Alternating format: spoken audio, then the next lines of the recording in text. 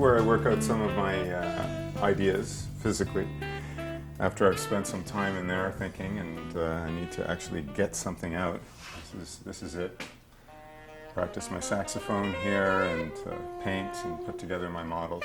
Obviously I don't do any very large pieces here.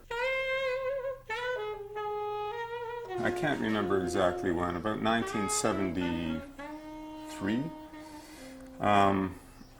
I began to travel very early on. I think it was about 19 years old. And I bumped into a person in Vancouver who was carving these soapstone pipes. And I just, was quite intrigued by this. And he broke a piece while I was there. I said, wow, geez, that's too bad. I said, can I have it? And he said, sure, go ahead. And he gave me a file. And I started carving, and I realized that about 7 months later, I had carved about 10 or 15 pieces. I just kept on carving, obsessively carving these pieces and giving them away, And so then I went down, to Mexico, and I went to the Bellas Artes. And my teacher, there was a teacher by the name of Lothar Kestenbaum there. And I said, geez, I'd like to carve soapstone. I was 20 years old then. And he said, no, here's a piece of marble. I said, oh, okay, sure. So I did a whole series of work in Mexico, and then I started to work, and I think I came back to Toronto, kept on working, and went down to San Francisco, worked there, made some carvings there, and then I carved in Vancouver. And then I ended up in Europe, and I went to Greece, and I carved my first series of stone in a town by the name of Naxos. And I believe my first exhibition was somewhere around 1976. And these were stone carvings, and there was already kind of a sense of movement and flow, and which seems to be a tendency throughout all of my work. There's this element of momentum that happens even in the earlier work. Anyway, so this went on for quite a few years. I worked in Italy for quite a long time. I ended up going to Los Angeles, and I built a lot of models. And the problem I had all the way from the beginning, and I was thinking of this, was the base. I mean, how do you incorporate this into reality? Do I really want to make a beautiful object by itself? And I realized probably after 10 or 15 years of making objects that the only way to incorporate things is actually to somehow tie it in with the environment that's around it. The only way you can do that is make it large enough that it speaks to the environment it's in. Hence, the work has gotten fairly large. And I began building my first large-scale sculptures. The first one was called Audio Corridor. I was very interested in creating corridors, environments that you could walk through. The first one, Audio Corridor, was a sound sculpture, very acoustic. There were long tubular elements involved. You could walk through the side, touch the sides. One side would sound do-do-do-do-do-do-do-do-do, and the other side would do the opposite. And visually, the triangles that it created a helix form. So it basically sounded like it looked. There was a relationship between the sound and the movement of the piece. So I started to do a whole series of large-scale sculptures, and I thought, geez, this is easy. People just keep on giving me money, and they're buying them. And I thought, well, okay, I can keep on doing this for a while. I ended up doing a piece called Falling Up, again, working with walls and this sense of momentum where the piece felt like it was falling up. There were 4 pieces that kind of went boom, boom, boom, boom, boom, boom. So you look at this thing and had this, this momentum, this feeling that it was just going to blast off. And that's in Oakville right now. But then I did this piece called Arcuation, which was a pyramidal structure that had a corridor that you could walk through. The corridor was 2 partial spheres, about 1/3 of a gigantic sphere, because the base was 25 feet by 25 feet. So 625 square feet, the whole piece. Very interesting piece to do. Ran into all sorts of very interesting technical problems that got worked out organically. And then I did a piece called Lyrical Space, and that was done for the McDonald's Corporation. And life was easy, I got to do all this stuff.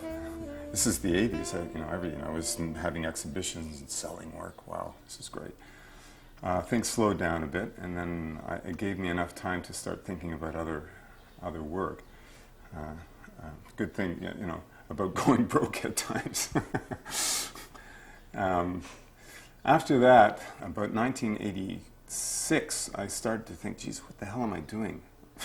All this art, now I can't sell it. I'm not making any money. So I tried to do some other things and realized that I'm an artist. I have no choice. I've been doing this too long. I'm in there. And I came up with a series. It's actually one piece, a piece called Moments. And it started to make me really aware of a few very important elements of my work. One is that there's always a sense of process. There's always a sense of momentum and movement. I can't get away from that, whether it's just my personality or the fact that I can't think of anything as being solid. And there's nothing static. Everything is constantly moving. Everything is changing. And it has to do with time. I don't know exactly what it is, but it becomes a very important element in what I do.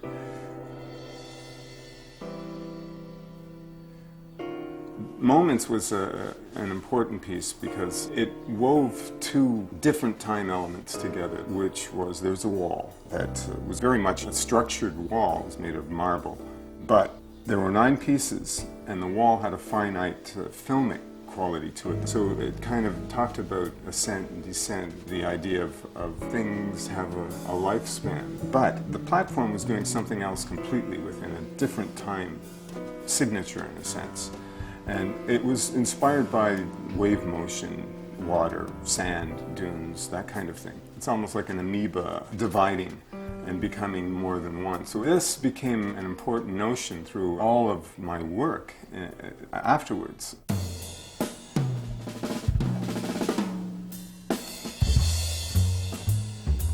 I started to work with ideas that I called future fossils, where I would take things from our time, tools or whatever, and I'd bury them in stone. And the whole idea is that, okay, you know, as human beings, we've scratched a deep scar, I guess, into the earth, but the earth is pretty strong. It has a much larger life. You know, our civilization can come up, and it has before, it can come up, and then it can cause incredible damage, which probably we know is happening now. But in time, the earth is going to just, it's like a sore, it'll just grow over. And it will become whatever the earth needs to become in that era to come. So, you know, maybe it'll mutate from where it is now, but I don't believe us as human beings are going to necessarily last that long. We've been here for a very short while.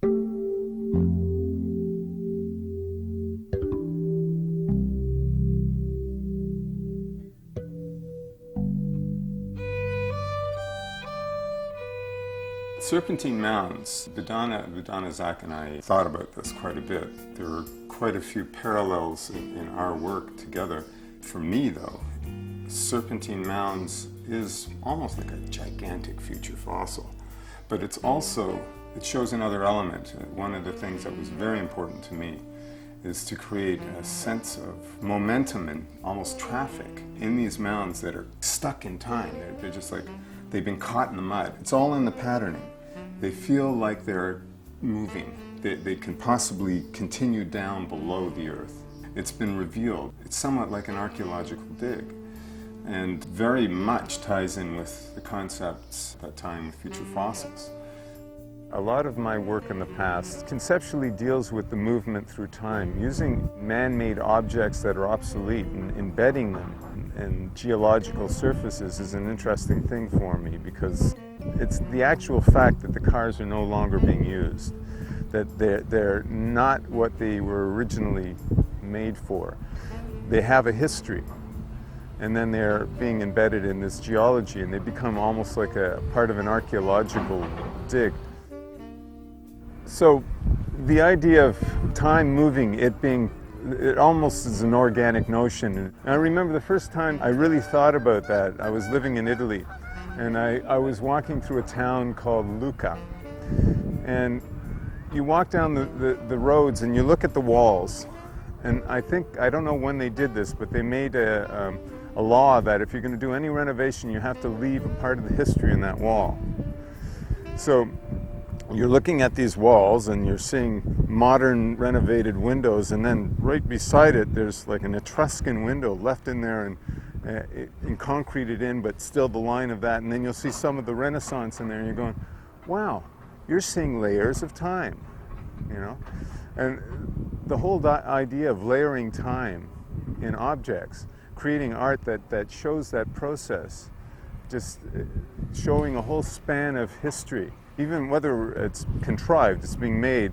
In this case, when this is through, if it has a sense that this has been there for a while, it has an archaeological sensibility to it, that excites me. It's nice also, obviously, the conceptual element of the environment is very important. It makes it art. But so do these other things that people don't initially see. They see the crushed cars.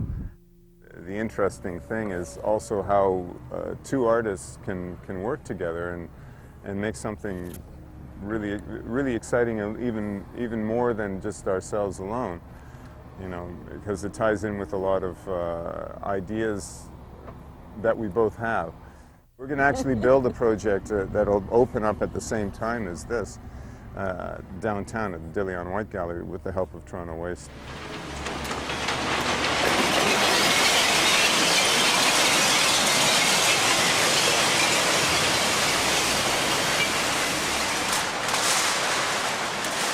When we started to think about this, and Donna and I had Toronto Waste on board, we thought they have some incredible materials in recycling.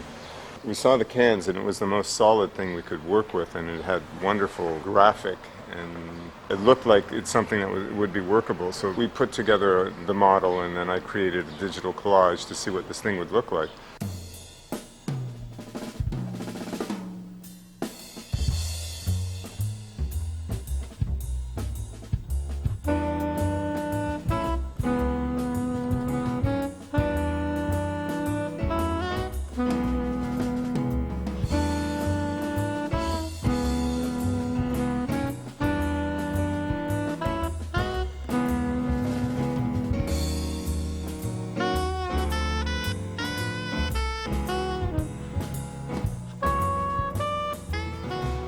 Apparently, if you take all of those cans and stretch it out, it will stretch out to 38.5 miles.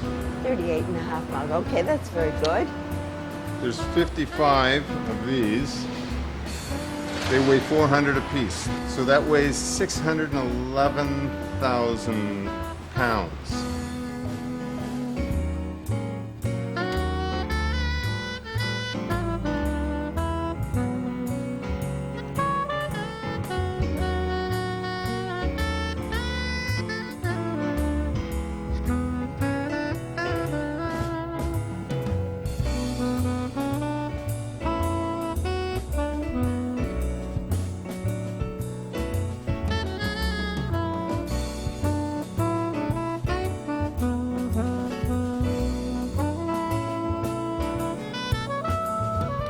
The smell becomes an added feature to the piece. We did worry about it, only because we weren't sure how that all was going to work out. But having the smell does give another dimension to the corridor, because it adds to the fact that there's a memory in these walls. You can see it in the graphics, you can smell it.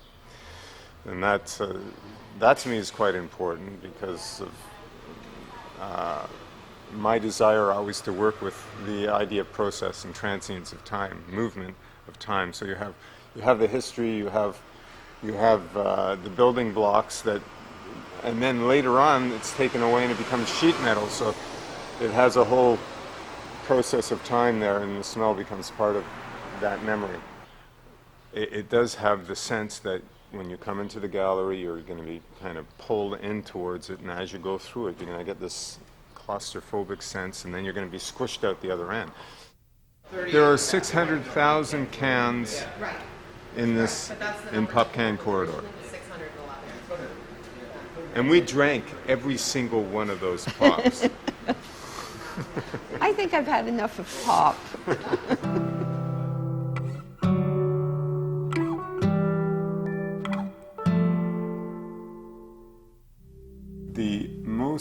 important element of all my work is the process. The objects that I end up with, I'm very unattached to them. In a sense, once I'm through with them, it's just a stepping stone to my next work, possibly, or my next thought. The process is the thing that keeps me going. It's the thing that's exciting about making artwork. It's the reason why I can work for months without getting paid, because the payment is not the money. It doesn't even, there's no financial thing that happens except when you notice that you have no money in the bank, and then you go, But the actual work itself, you're really developing. It's a continual development. It's continual growth, and hopefully that will continue for a long, long time, because I don't want to get bored, and I need to continually stimulate my mind and my ideas in order to keep on working.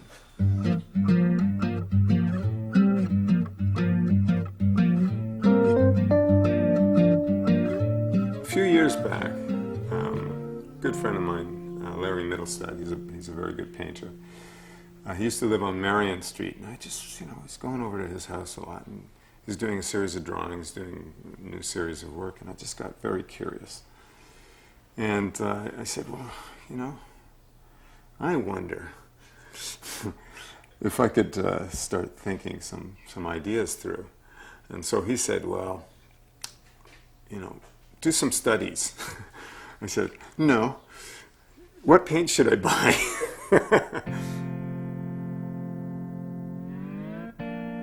The series is called Ouroboros, the snake that is chasing its tail. The idea, again, is working with the sense of trying to get a real motion and movement happening, and to talk about, almost, rather than thinking of these as gigantic, huge space, you're looking into small space and trying to capture a sense of energy and continuous movement. The best piece that actually came out of this was a very large digital image that I did, 17 feet by 8 or 9 feet. It really captured what I wanted. The paintings do it, and it had the same sense that I got with carving marble. It got me, just those materials, a paintbrush, and you're sitting there spinning. Like, I would spend hours and hours and hours and days and days and days and days and days working a painting and learning. Really, I'm learning how to paint here. I don't know if I'm sure I have far to go with this. I'm not sure where I would take this next, and I probably will do some painting again. But anyway, so this series did end up being shown, and I had a great time doing this. I got, again, very obsessive. I painted for 2 years, did the series, had an exhibition. I haven't started painting again since, but that's my stint with painting so far.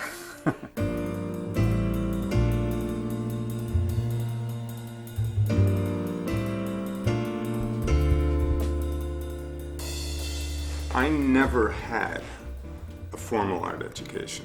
My approach to learning anything has always been through experience. So I traveled a lot. I spent 11 years traveling and working in different parts of the world, and I would meet people, I would meet ideas, and I'd just work. And through the process of working, I'd learn the techniques necessary for whatever it was I was doing at the time, and still continue to do that. So I'm open to whatever's out there. And again, the medium, I'm not necessarily attached to any medium. It's whatever's necessary, and hopefully that'll continue that way, because it keeps things interesting.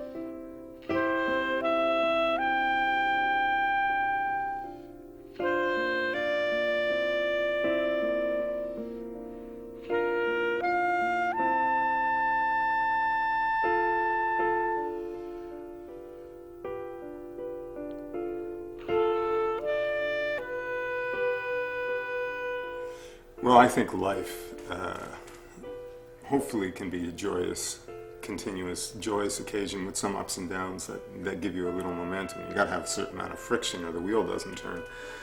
But I think, you know, when you first conceive of something, the excitement, the adrenaline from that gives you the desire to want to do it and find out what it is you're thinking about.